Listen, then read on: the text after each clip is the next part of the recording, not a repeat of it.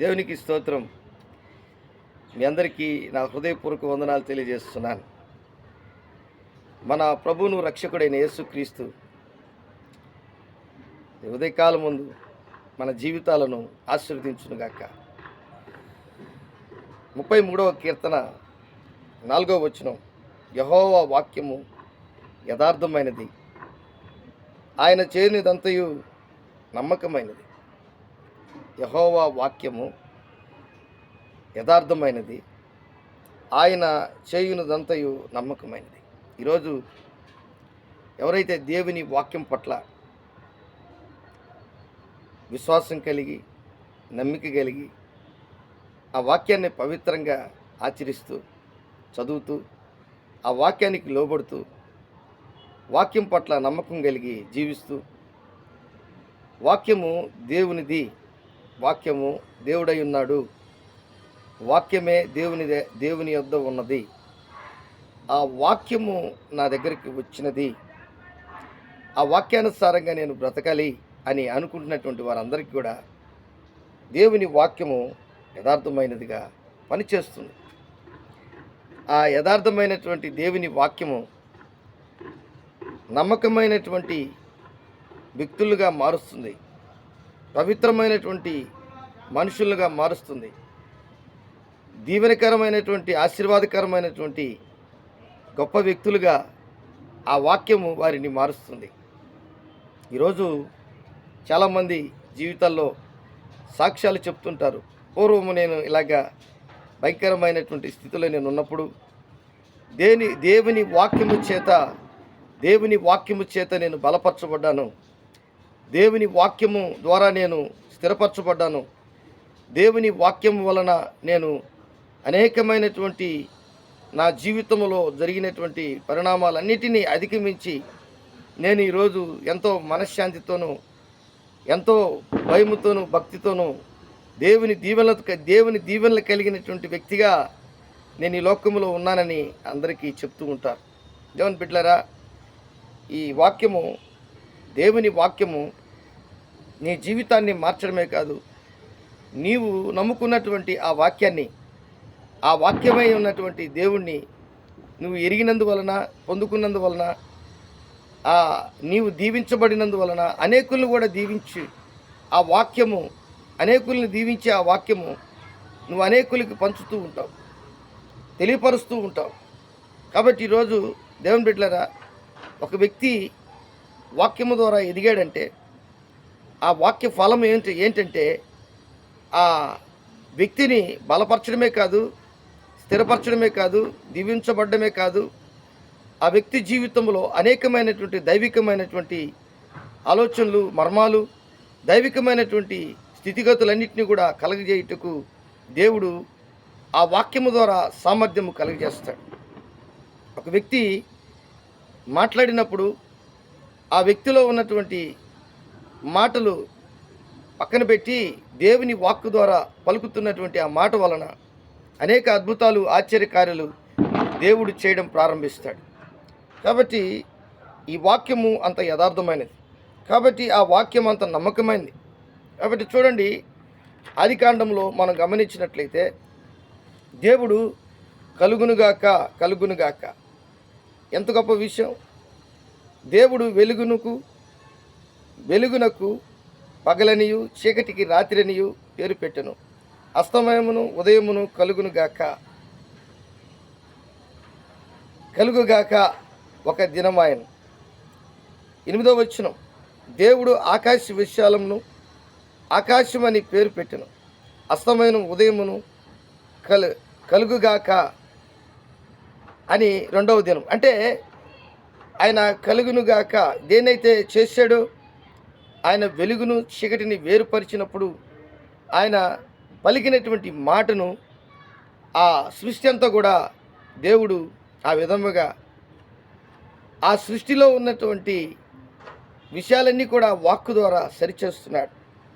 భూమి మీద గడ్డియు విత్తనములిచ్చి చెట్టులను మొలిపించునుగాక అని భూమి గురించి మాట్లాడితే ఆ ప్రకారమే అవన్నీ కూడా జరిగాయి. ఈరోజు చూడండి ఎంతో గొప్ప మాట. 11వ వచనం, దేవుడు గడ్డిని విత్తనములిచ్చు చెట్లను భూమి మీద తమ తమ జాతి ప్రకారము తమలో విత్తనములు గల ఫలమిచ్చు ఫలవృక్షములను భూమి మొలిపించునుగా కానీ పలుకగా ఆ ప్రకారము ఆయను. అంటే ఒక వ్యక్తి జీవితం లాజరు జీవితంలో చనిపోయి 4 దినాలైంది. అయితే అక్కడికి వెళ్ళి యేసుక్రీస్తు ప్రభులు వారు ఒక మాట పలికాడు, లాజరు బయటికి రమ్మని. ప్రేత వస్త్రములు ధరించుకొని ఆయన సహోదరి కంపు కొడుతుంటాడు, వద్దు అని చెప్పి చెప్తున్నటువంటి పరిస్థితుల్లో దేవుడు పలికిన మాట ఎంత గొప్ప మాట. దేవుని మాట ప్రాణమిస్తుంది. దేవుని వాక్యము ప్రాణం పెడుతుంది. దేవుని వాక్యము భూమిలో నుంచి చెట్లను రకరకముల అంటే నానా విధములైనటువంటి ఈ లోకముల ఫలవృక్షములను సృష్టించినటువంటి మాట ఒకటే. ఈరోజు నువ్వు చూస్తున్నటువంటి భూమి మీద ఉన్నటువంటి ఆ వృక్ష ఫలములన్నీ నువ్వు తింటున్నావు, అలాగే అనుభవిస్తున్నావు. ఇవన్నీ కూడా దేవుని యొక్క వాక్యము ద్వారా, వాక్కు ద్వారా పలికింది. ఆ పలికినటువంటి మాటను దేవుడు స్థిరపరిచాడు ఈరోజు కూడా. కాబట్టి దేవుని బిడ్డలారా, ఆ విత్తనములు ఎక్కడి నుంచి వచ్చాయి? ఈ వాక్కులో నుంచి వచ్చాయి. మాట్లాడడం దేవుడు జరిగినప్పుడు ఆ వాక్కులో ఉన్నటువంటి శక్తి, వాక్శక్తి ఈరోజు ఒక మనిషికి కూడా ఇస్తున్నాడు దేవుడు. ఎందుకనంటే చాలామంది జీవితాల్లో ప్రార్థన చేసినప్పుడు ప్రభువా ఇది జరుగునుగాక అన్నప్పుడు వారి నిజమైన ప్రార్థన, యథార్థత, పవిత్రతలు కలిగి నీతి న్యాయములకు ఆధారమైనటువంటి దేవుణ్ణి ముందు పెట్టుకొని ఆధారం చేసుకుని ఆ వాక్కును విడుదల చేసినప్పుడు వారి జీవితంలో కూడా అనేక అద్భుతాలు, ఆశ్చర్యకార్యాలు వారు కూడా చూసి ఉన్నారు. ఈరోజు నువ్వు కూడా అలాంటి విశ్వాసం కలిగి నువ్వు మాట్లాడతావా? సూర్యుడా కలుగునుగాక, చంద్రుడా కలుగునుగాక అని చెప్పినప్పుడు వాటి ప్రకారము, ఆ వాక్కు ప్రకారము దేవుడు కలిగించాడు. ఈరోజు ఒక వ్యక్తికి, చీకటి బ్రతుకులో జీవిస్తున్నటువంటి వ్యక్తికి 119వ కీర్తన 105వ వచనంలో ఒక మాట చెప్తున్నాడు, నీ వాక్యము నా పాదములకు దీపమును, నా త్రోవలకు వెలుగునై ఉన్నదని దేవుని వాక్యం సెలవిస్తుంది. చీకటిలో నడుస్తున్నటువంటి వ్యక్తి వెలుగులో ఎలాగ ప్రయాణం చేస్తాడు అంటే వెలుగు కలిగినటువంటి జీవితం, నీతి, సత్యము, ఆ యథార్థత, పవిత్రతలు ఆ వాక్కులో, ఆ వెలుగనే వాక్యములో ఇవన్నీ జరుగుతూ ఉంటాయి. కాబట్టి ఒక వ్యక్తి వెలుగులో నడవాలన్నా వాక్యం కావాలి. ఒక వ్యక్తి చీకటి బ్రతుకులో నుంచి ఆ వెలుగులోకి రావాలన్నా, ఆత్మీయమైన స్థితిలో బలపరచబడాలన్నా ఆ వాక్యము కావాలి. అందుకే 11వ అధ్యాయము హెబ్రీయులకు రాసిన పత్రిక 2వ వచనంలో ప్రపంచములు దేవుని వాక్కు చేత కట్టబడి ఉన్నాయి. దేవుని బిడ్డలారా, నువ్వు చూసే ప్రపంచమంతా కూడా దేవుని వాక్కు చేత పలికినప్పుడు ఆ వాక్కు ద్వారా ఆ ప్రకృతి అంతా కూడా, ప్రపంచం అంతా కూడా కట్టబడింది. యెహెజ్కేలు గ్రంథంలో మీరు గమనించినట్లయితే యెహెజ్కేలు ఎండిన ఎముకలు గల ఒక లోయలోకి తీసుకువెళ్ళి యెహోవా దేవుడు అంటాడు, నరపుత్రుడా ఈ ఎండిన ఎముకలు బ్రతకగలవా అంటే ఆ యెహెజ్కేలు అంటాడు, నా దేవా, నా ప్రభువా యెహోవా, అది నీకే తెలియను, నేను ఆత్మవశుడనే ఉండగా అని చెప్తున్నాడు. ఆయన ప్రవచనమెత్తి దేవుడైన యెహోవా యెహెజ్కేలుతో మాట్లాడమంటున్నాడు. ఇక్కడ లోయలో ఎండిన ఎముకలు అనేకములై ఉన్నాయి. అయితే ఈ ఎండిన ఎముకలు బ్రతకగలవా అన్నప్పుడు అది నీకే తెలుసు అంటున్నాడు. అయితే ఇప్పుడు ఏం చేయాలి? దేవుని వాక్కు చేత బలపరచబడాలి. దేవుని వాక్కు చేత అవి తిరిగి మానవ జన్మ తిరిగి స్వతంత్రించుకోవాలి.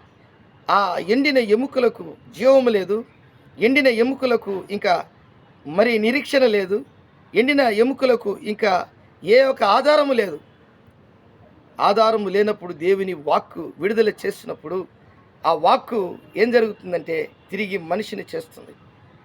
వాక్కులో ఉన్నటువంటి శక్తి, ఆ వాక్కులో ఉన్నటువంటి బలము, ఆ వాక్కులో ఉన్నటువంటి దేవుని యొక్క సృష్టి, దేవునికి స్తోత్రం, హల్లెలూయా. ఎండిన ఎముకలారా, మీరందరూ ఒకదానికొకటి అతుక్కునుగాక, జత చేయబడునుగాక అన్నప్పుడు ఎండిన ఎముకలన్నీ కూడా జత చేయబడ్డాయి. బాడీలో 206 ఎముకలు ఉంటాయి.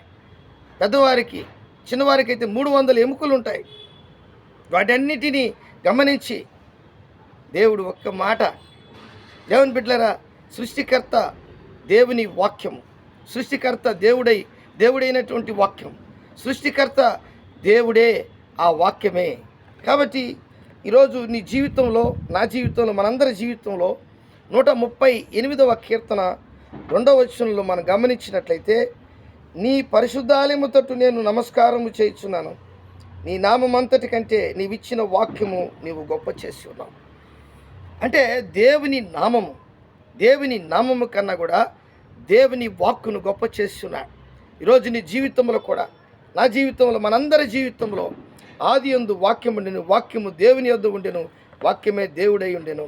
ఈరోజు నీ జీవితంలో ఒకవేళ నీకు వాక్యము పనిచేయాలంటే, నీ ప్రాణాత్మ దేహములో పనిచేయాలంటే, నీ శరీరములో పనిచేయాలంటే, నీ యొక్క బాడీలో ఉన్నటువంటి ఆ ఎముకలలో కూడా పనిచేయాలంటే దేవుని వాక్యం అవసరం. నీ మేధస్సుకు మించినటువంటి వాక్యం. ఆ వాక్యమును ఈరోజు చాలామంది రకరకాలుగా వాడుతున్నారు. అయితే దేవుని బిడ్డలారా, వాక్యమును ఏ విధముగా నువ్వు గొప్ప చేస్తావో అప్పుడే నీ జీవితం గొప్పగా మార్చబడుతుంది. ఎబ్రీయులకు రాసిన పత్రిక 4వ అధ్యాయము 12వ వచనంలో, ఎందుకనగా దేవుని వాక్యం సజీవమైనది. ఆ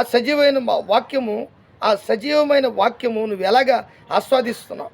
దేవుని వాక్యము బలమైంది. ఆ బలమైనటువంటి వాక్యాన్ని ఎలాగ నువ్వు వాడుకుంటున్నావు? 2 అంచుల వాడిగల ఎటువంటి ఖడ్గము కంటే వాడిగా ఉండి, అంటే ఒక కత్తి లేకపోతే ఖడ్గము ఏదైనా సరే దానికంటే కూడా వాడిగల ఖడ్గములాగా పనిచేస్తుంది దేవుని వాక్యం. దాన్ని వాడుకుంటున్నావా? ప్రాణాత్మలను కీళ్లను మూలుగను విభజించినంత మట్టుకు దూరుచు. ఈ వాక్యము చనిపోయినటువంటి వారిలోకి కూడా వెళ్తుంది. లాజరులోకి వెళ్ళింది, లాజరుని తట్టింది, లాజరుని లేపింది, లాజరుని మరలా మాట్లాడేటట్టు చేసింది. యాయిరు కుమార్తె చనిపోయినప్పుడు తలితాకుమే అన్నాడు ఆయన, యేసయ్య. వెంటనే ఆమె బ్రతికింది. నాయన విధవరాలు కుమారుడు చనిపోయినప్పుడు పాడిని ముట్టి లెమ్మన్నాడు ఆయన, అంతే వాడు లేచాడు. సమాధిలోకి వెళ్ళాల్సినటువంటి వ్యక్తి తిరిగి ఇంటికి వచ్చి భోంచేస్తున్నాడు. దేవుని బిడ్డలారా, ప్రాణాత్మలు కీళ్లను మూలుగును విభజించినంత మట్టుకు దూరుచు హృదయం యొక్క తలంపులను ఆలోచనలను శోధించుతున్నది. ఎప్పుడైనా ఈ వాక్యమును ఆధారం చేసుకుని బ్రతకాలని ఎప్పుడైతే తీర్మానం తీసుకుంటావో, ఎప్పుడైనా అలాంటి వాక్యము నీ జీవితంలో ప్రభావితం చెందాలి అని నువ్వు ఎప్పుడైతే ఆలోచిస్తావో, ఆ రోజు నుంచి అద్భుతాలు, ఆశ్చర్యకారాలు నీ జీవితంలో జరగడం ప్రారంభిస్తాయి. అంత వాక్యమైనటువంటి దేవుడు, వాక్యములో ఉన్నటువంటి శక్తి, వాక్యములో ఉన్నటువంటి గొప్పతనం నువ్వు ఈరోజు నీ యొక్క మేధస్సుకు మించినటువంటి వాక్యమును నువ్వు ఏ విధంగా దేవుని దగ్గర ఆస్వాదిస్తున్నావో. అందుకే 33వ కీర్తన 4వ వచనంలో, యెహోవా వాక్యము యథార్థమైనది, యెహోవా వాక్యము యథార్థం, ఆయన చేయనదంతయు నమ్మకమైనది. కాబట్టి ఈరోజు ఆ నమ్మకమైన దేవుడు, యథార్థమైనటువంటి పవిత్రమైన నీతి న్యాయములకు ఆధారమైన వాక్యమైన దేవుడు నిన్ను దీవించునుగాక. ఆమెన్. ప్రేమ నమ్మకం కలిగినటువంటి నా యేసయ్య, వీడియో ఇచ్చినటువంటి బిడ్డలందరూ, ఈ వాక్యం విన్నటువంటి బిడ్డలందరినీ మీరు దీవించి ఆస్వాదించు. వాక్యానుసారంగా బ్రతుకుతున్నటువంటి ప్రతి ఒక్కరికి మీరు ధైర్యము, నమ్మకము, ఆశీర్వాదాలు, దీవెనలు మీరు దయచేయండి. యేసు నామములో అడిగి వేడుకుంటున్నాను తండ్రి. Amen, amen.